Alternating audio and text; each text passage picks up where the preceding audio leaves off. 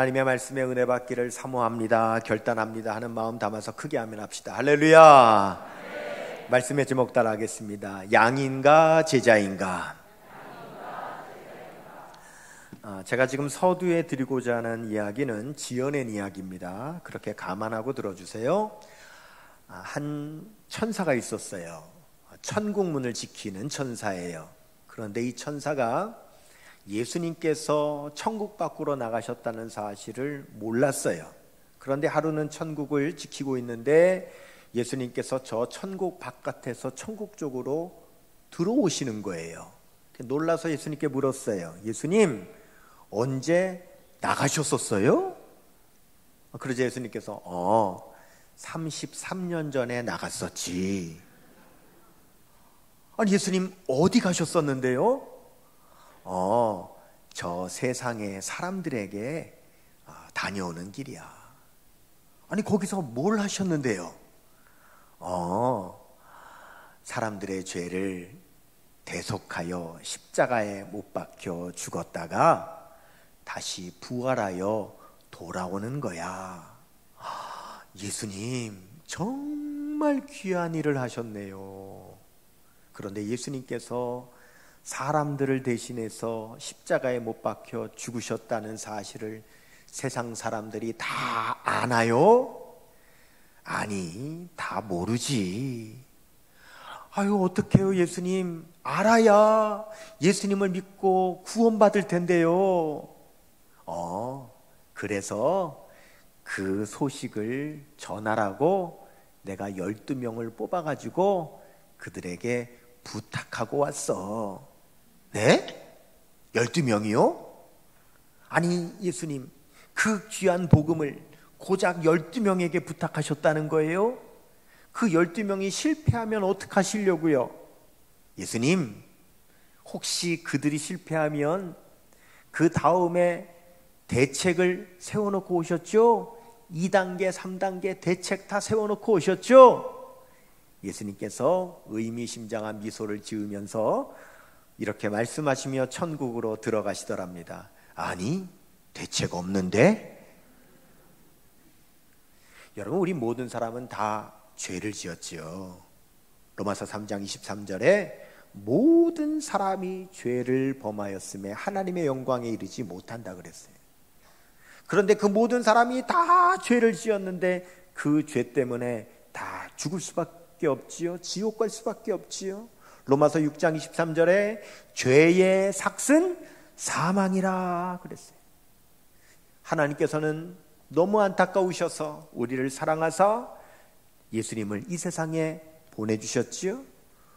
요한복음 3장 16절, 하나님이 세상을 이처럼 사랑하사 독생자를 주셨으니 이는 그를 믿는 자마다 멸망하지 않고 영생을 얻게 하려 하심이니라. 이 세상에 오신 예수님은 우리를 대신하여 십자가에 못 박혀 죽으셨지요. 빌립보서 2장 8절에 사람의 모양으로 나타나사 자기를 낮추시고 죽기까지 복종하셨으니 곧 십자가에 죽으심이라. 그래서 그 십자가에 못 박혀 죽으신 예수님을 믿기만 하면 우리는 구원받지요. 에베소서 2장 8절에 너희가 그 은혜로 인하여 믿음으로 말미암아 구원을 얻었나니 이것은 너희에게서 난 것이 아니요 하나님의 선물이라 하셨죠. 이 놀라운 복음, 이 복음을 우리 예수님께서는 세상에 전하라고 제자들에게 맡겨주셨다는 거예요. 오늘 본문 말씀 마태복음 28장 16절에서 20절을 다시 봉독합니다. 같이요, 시작. 11 제자가 몇 명이요? 12명 중에 한 사람은 또 예수님 배반하고 죽었어요. 11명 남았어요. 계속 봅니다. 갈릴리에 가서 예수께서 지시하신 산에 이르러 같이요 예수를 배웁고 경배하나 아직도 의심하는 사람들이 있더라. 예수께서 나와 말씀하여 이르시되 하늘과 땅의 모든 권세를 내게 주셨으니 너희는 가서 모든 민족을 제자로 삼아 아버지와 아들과 성령의 이름으로 내가 너희에게 분부한 모든 것을 가르쳐 지키게 하라. 볼지어다 내가 세상 끝날까지 너희와 항상 함께 있으리라 하시니라. 아멘. 제가 서두에 말씀드린 이야기는 지어낸 이야기라고 했지만 천사도 이해가 안 간다는 거예요. 이 위대한 복음을 어떻게 12명에게 맡길 수 있다는 거예요. 다른 대책, 후속 대책도 세워놓지 않고 12명이 실패하면 끝나는데 어떻게 예수님은 12명에게만 맡기셨냐 이거예요. 그런데 우리는 알지요. 왜? 2000년이 지난 이 시대에 살고 있으니까. 여러분은 아시죠? 자, 예수님 성공하셨어요? 실패하셨어요? 성공하셨어요. 그 12명의 제자가 전 세계로 다니며 주의 복음을 전할 때 세계 열방의 복음이 전파되고 시대를 흘러가며 예수 믿는 사람들이 늘어나고 2000년 지난 오늘에 이르기까지 이 복음은 우리에게 전파되어 우리가 예수 믿고 구원받아 하나님의 자녀가 된 줄로 믿습니다. 예수님은 성공하셨어요. 예수님은 알고 계셨던 거예요. 그 12명이 주의 복음을 전하여 이 복음이 세계 열방에 전해지게 될 거라는 것을 우리 예수님은 아셨던 거예요. 그래서 예수님은 비록 12명밖에는 세우지 않으셨지만 그 12명을 예수님은 믿으셨어요. 여러분, 우리가 예수님을 믿는 거 너무 중요하죠. 그렇지만 예수님께서 우리를 믿어주시는 것도 중요해요. 여러분, 믿음이 뭐예요? 믿음이 뭘까요? 믿음은 맡기는 거예요. 믿지 못하면 맡길 수가 없어요. 은행을 믿지 못하는데 어떻게 내 귀한 돈을 맡길 수가 있겠어요? 선생님을 믿지 못하는데 어떻게 자녀들을 맡길 수 있겠어요? 의사를 믿지 못하는데 어떻게 내 몸을 맡길 수가 있겠어요? 믿어야 맡길 수 있는 거예요. 여러분, 이 강단이 귀하죠? 아멘도 안 하시네. 강단이 귀해요. 왜? 하나님의 말씀이 선포되는 곳이니까. 주의 복음이 전파되는 곳이니까. 그런데 이 귀한 강단에 하나님께서 저를 세워주셨어요.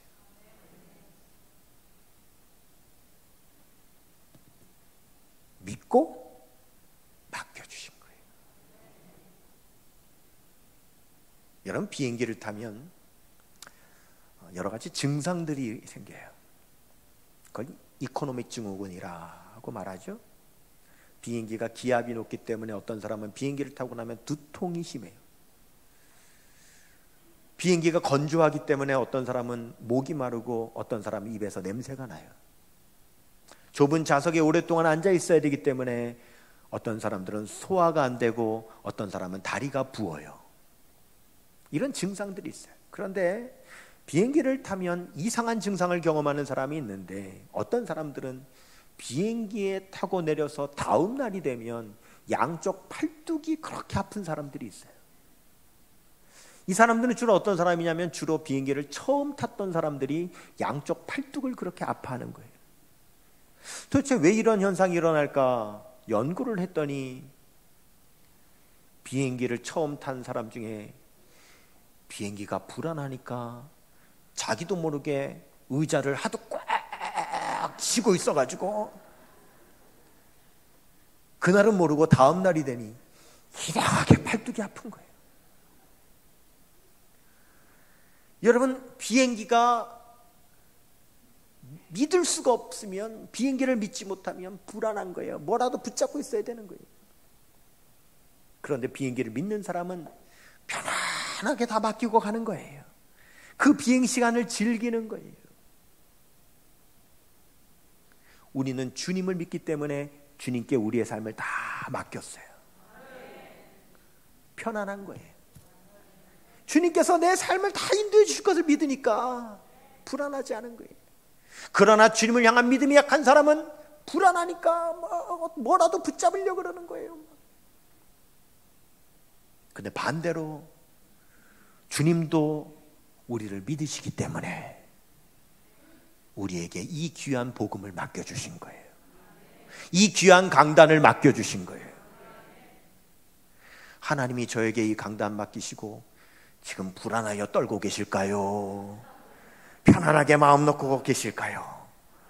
하여간 저는 모르겠어요. 그러나 주님께서 믿고 맡겨주셨기에 그 믿음에 보답하기 위하여 최선을 다해야죠.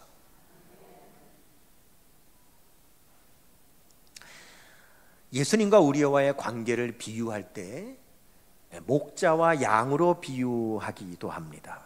주 나의 목자 나 주의 양 그 사랑은 내 기쁨. 주 나의 목자 나 주의 어린 양 그 사랑은 내 기쁨. 주 나의 목자 나 주의 양 그 사랑은 내 기쁨. 그 사랑은 내 기쁨. 우리가 주님의 양이라고 하는 것은 우리가 주님을 목자로 따르기 때문에 우리가 주님의 양이 되는 거거든요.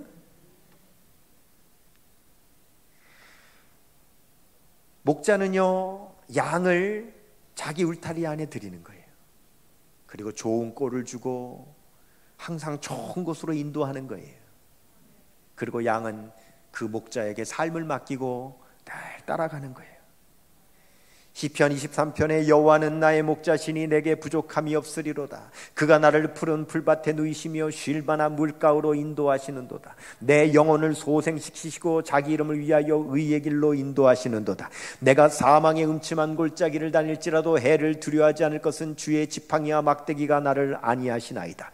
주께서 내 원수의 목전에서 내게 상을 차려주시고 기름으로 내 머리에 부으셨으니 내 잔이 넘치나이다. 내 평생의 선하심과 인자하심이 정녕 나를 따르리니 내가 여호와의 집에 영원히 살리로다. 우리는 그런 주님의 양이에요. 이 시편 23편은 목자 되신 주님과 양인 우리들의 삶이 얼마나 아름다운지를 표현하고 있어요. 그런데 여러분, 저 들판에 가면 목자의 울타리 안에 들어와 있지 않은 야생의 양도 있죠. 그 야생의 양들은 이렇게 말하는 거예요. 나는 내 마음대로 자유롭게 얽매이지 않고 살아갈 거야. 저 목자에게 속한 양은 약해 빠진 정신 상태로 살아가는 의존적인 존재들이지. 나처럼 내 인생을 내 스스로 개척하며 살아가는 양이야말로 진정한 양이지. 이러고 살아가는 양이 있어요. 이해해요. 그럴 수 있어요.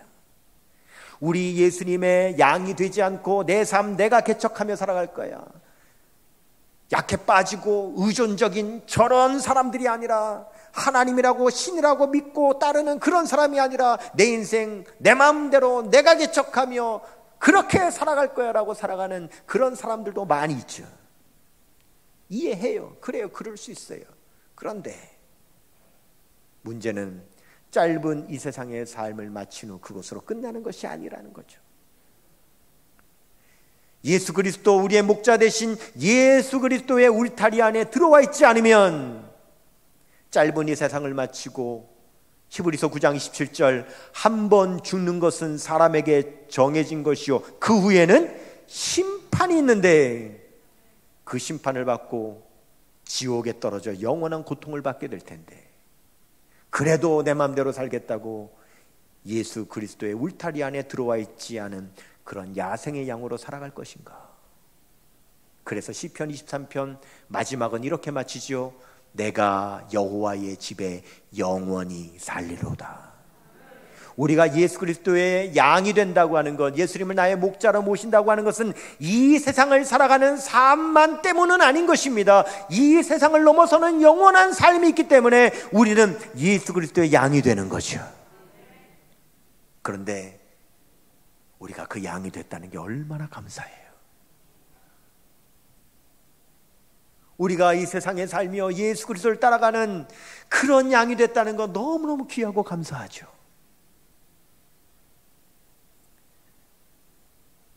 울타리 안에 들어와 있지 않은 양은 꼭 울타리 안에 들어와서 양이 돼야 되는 거예요. 예수 믿으세요? 나는 술, 담배 하기 때문에 나는 못 가요. 괜찮아요. 괜찮아요.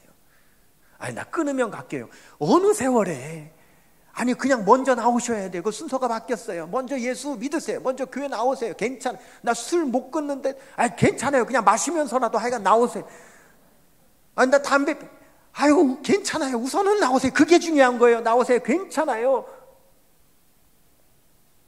그래서 울타리 안에 들어왔어요. 그런데 10년이 지나도 20년이 지나도 30년이 지나도 아유 예수 믿은 지 이렇게 오래되셨는데 이제는 좀 끊으시죠. 나오기만 하라며. 나오기만 해도 감사하다며. 여러분 병약한 자녀가 있어요. 저 어렸을 때만 해도 아이들이 병약한 아이들이 많았어요. 그래서 그때 부모님들의 심정은 그래 괜찮아.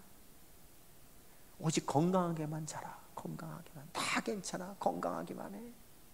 그래서 매일 텔레비전에 나왔어요. 꼴찌라도 좋으니 건강하게만 자라다오 미아리 산 아이지 하면서 꼴찌라도 좋으니까 건강하라고. 얼마나 병약하면. 맞아요. 건강한 게 첫째죠. 건강한 게. 근데 감사하게도 그래서 그 아이가 건강해졌어요. 10년이 지나도 꼴찌, 20년이 지나도 꼴찌. 야, 너 이제 공부도 좀 해야 되지 않냐? 너 좀 빛이 돼야 되지 않겠냐? 너도 좀 쓰임 받아야 되지 않겠냐? 뭔가 좀 열매를 맺어야 되지 않겠냐? 꼴찌라도 좋으니 건강하게만 자라다며? 이제 와서 왜? 부모의 마음은요, 아플 때는 건강하기만 해도 감사한데 그 아이가 건강해지면 그래도 건강해졌으니 귀하게 쓰임받을 줄도 아는 그런 아이로 자라기를 원하는 것이 부모의 더 큰 소망이죠. 우리 주님도 마찬가지예요. 울타리 밖에 있을 때는 제발 울타리 안에 들어오는 주님의 양이 되기를 그렇게 소망하시지만 울타리 안에 들어와 있으면 우리 주님은 더 큰 소망을 가지시는 거죠. 주님의 제자 되기를 원하시는 거예요. 여러분, 예수님은 우리가 주님의 제자 되기를 원합니다. 제자는 어떤 사람입니까? 첫째, 제자는요, 예수님의 말씀 안에 거하는 사람입니다.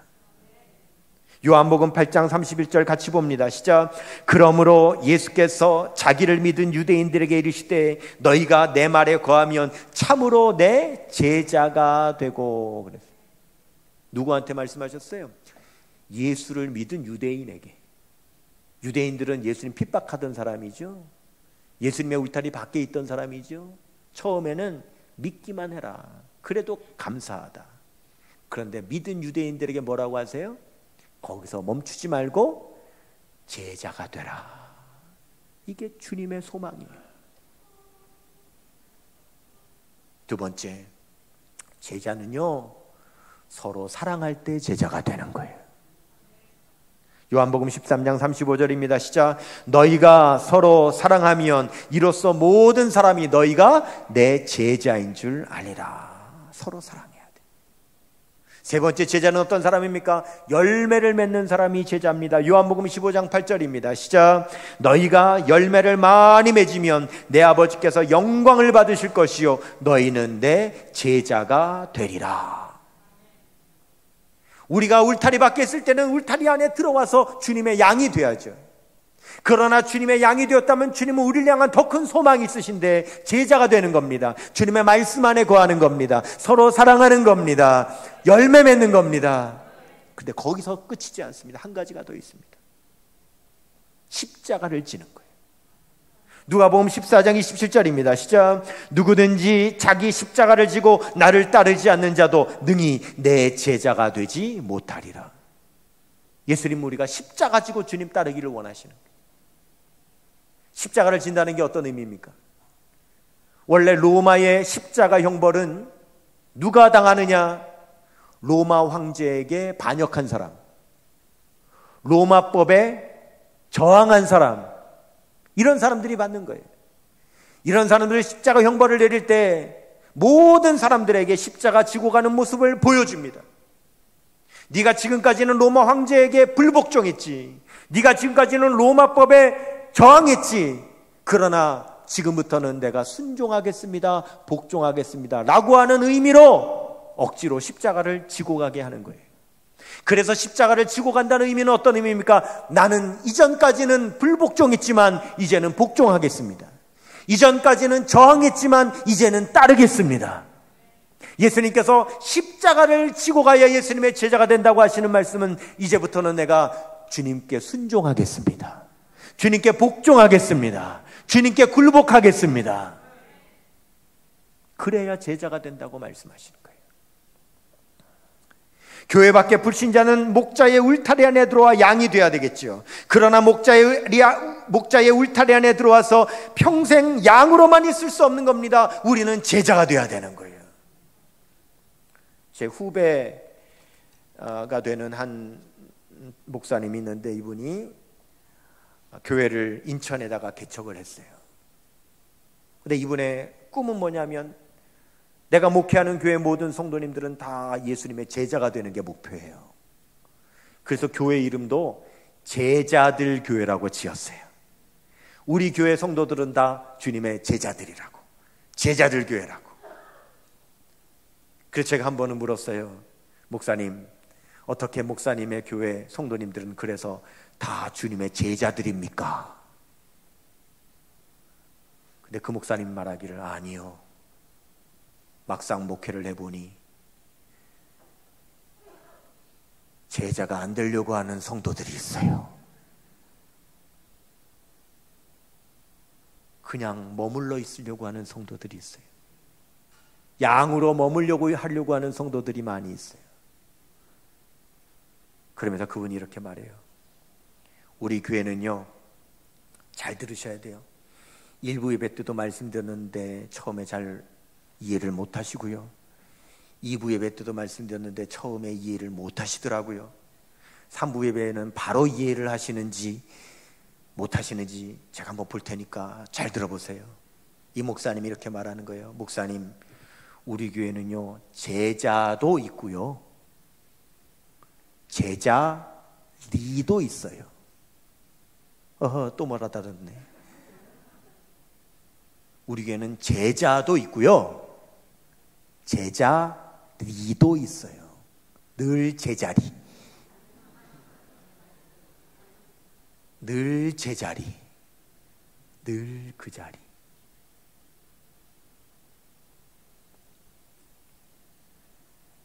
교회를 30년 다닌 집사님이 있어요.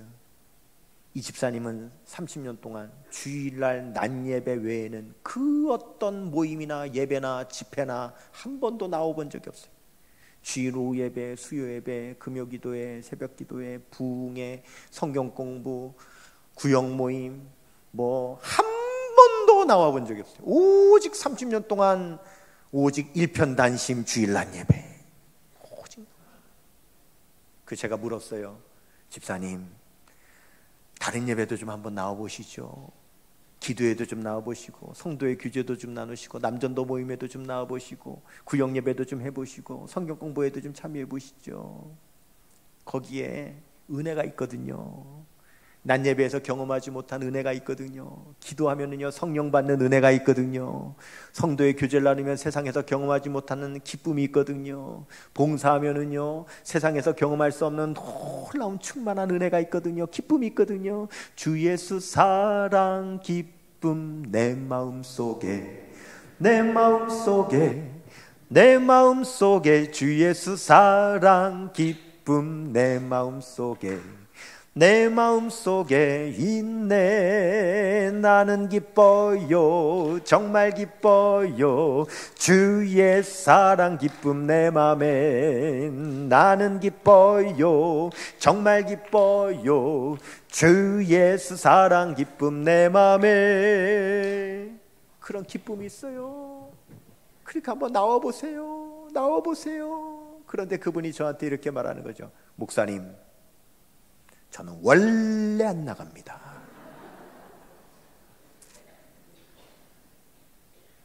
근데 제가 물은 이유가 있어요.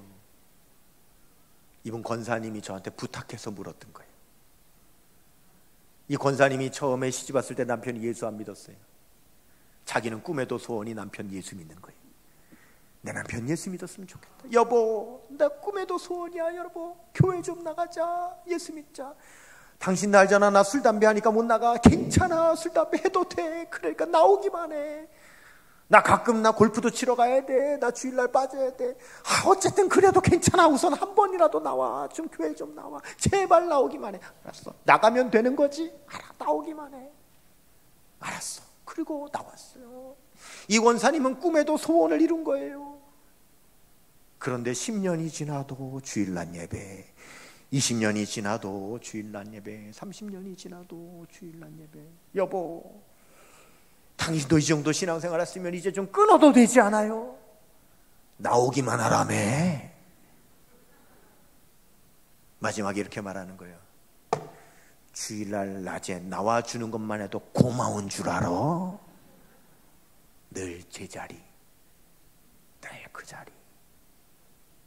왜 너 인생은 얕은 물가에서 찰싹거리는 작은 파도 보고 마음이 졸여서 못 가나.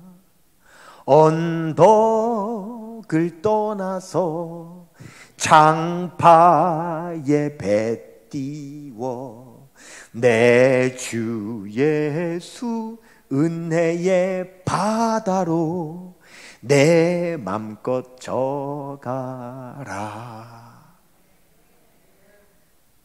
안 나오는 사람은 나오면 받는 큰 은혜가 있어요. 나온 사람은 낮 예배의 언덕을 넘으면 보이는 큰 은혜가 있어요. 예배에 나오는 사람은 기도에 나오면 경험하게 되는 놀라운 성령의 기름 부으심이 있어요. 구역 모임에 참석하면, 남녀전도 모임에 참석하면 세상에서 경험할 수 없는 놀라운 영적인 교제의 기쁨이 있는 거예요. 전도의 자리, 섬김의 자리, 봉사의 자리에 있으면 거기서 경험할 수 없는 놀라운 보람과 만족이 있는 거예요. 그런데 왜 얕은 물가에서 찰싹거리는 작은 파도 보고 마음이 졸려서 못 가나. 언덕을 넘어서 창파에 배 띄워 우리 하나님께서 우리에게 주시는 놀라운 깊은 은혜의 바다의 자리로 나아가시기를 주님의 이름으로 축원합니다. 양입니까? 제자입니까? 제자입니까? 제자리입니까? 우리는 왜 예수 그리스도의 제자가 되어야 할까요? 요한복음 21장 17절 말씀합니다. 같이요. 세 번째 이르시되 요한의 아들 시몬아 내가 나를 사랑하느냐 하시니 주께서 세 번째 내가 나를 사랑하느냐 하심으로 베드로가 근심하여 이르되 주님 모든 것을 아시오매 내가 주님을 사랑하는 줄을 주님께서 아시나이다. 예수께서 이르시되 내 양을 먹이라. 예수님 물으시죠. 네가 나를 사랑하냐? 한 번만 물으셔도 될 걸 세 번이나 물으시죠. 세 번째 물을 때 베드로가 근심합니다. 주님께서 왜 나에게 세 번이나 물으실까? 그래, 내가 주님 사랑한다면 주님의 제자가 돼야지.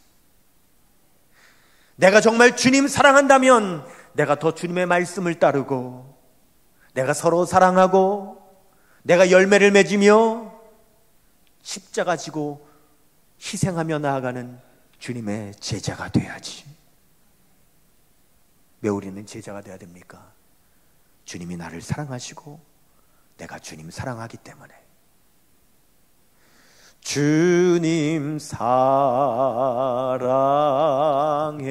사랑해요.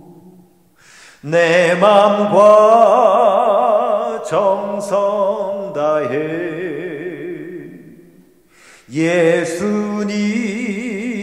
예수님의 신실한 제자 되